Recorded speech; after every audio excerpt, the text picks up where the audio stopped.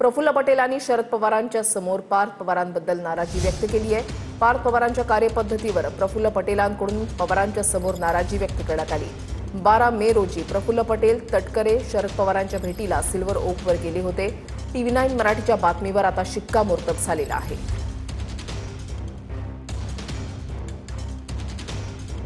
मागील अनेक दिवसांपासून प्रफुल्ल पटेल शरद पवारांच्या भेटीसाठी प्रयत्न करत होते। शरद पवार आणि पटेल भेटीची इनसाइड स्टोरी TV9 मराठीवर। 12 एप्रिल रोजी शरद पवारांनी पटेल यांना भेटीसाठी वेळ दिली। मात्र सुनील तटकरे सिल्वर ओकवर भेटीसाठी येणार याची कोणालाही कल्पना नव्हती। तटकरे सिल्वर ओकवर येणार याची शरद पवारांनाही कल्पना नव्हती। 12 मे रोजी रात्री 8 वाजता अचानक तटकरे सिल्वर ओकवर दाखल झाले। तटकरेंच्या आधीच प्रफुल्ल पटेल सिल्वर ओकवर पोहोचले होते। सुनील तटकरे, प्रफुल्ल पटेल आणि शरद पवार यांच्यामध्ये 15 ते 20 मिनिटं चर्चा झाली। या चर्चेत सुनील तटकरे काहीच बोलले नसल्याची माहिती आहे।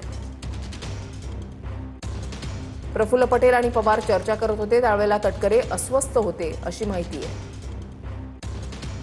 या भेटीमध्ये शरद पवार यांच्यासमोर पार्थ पवार यांच्याबद्दल नाराजी व्यक्त करण्यात आली।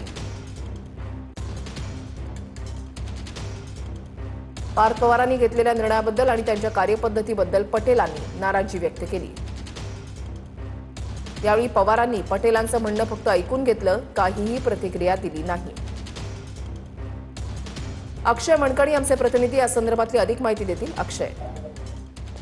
ऋषाली, खरं तर अजित पवार यांच्या राष्ट्रवादी काँग्रेस पक्षामध्ये राष्ट्रीय कार्यकारिणीच्या पत्रावरतून सध्या गोंधळाचं वातावरण पाहायला मिळतंय।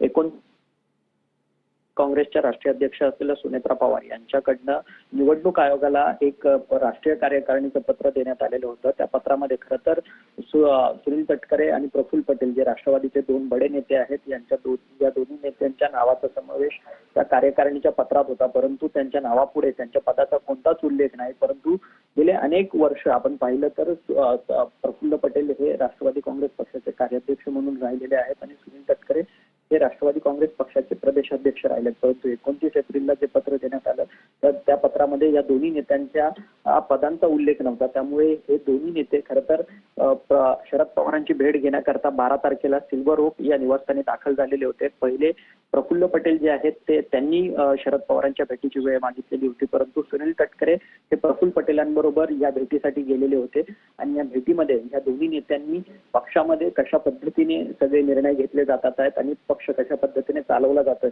याचा सगळा पाडा जो आहे तो शरद पवारांच्या समोर मांडला।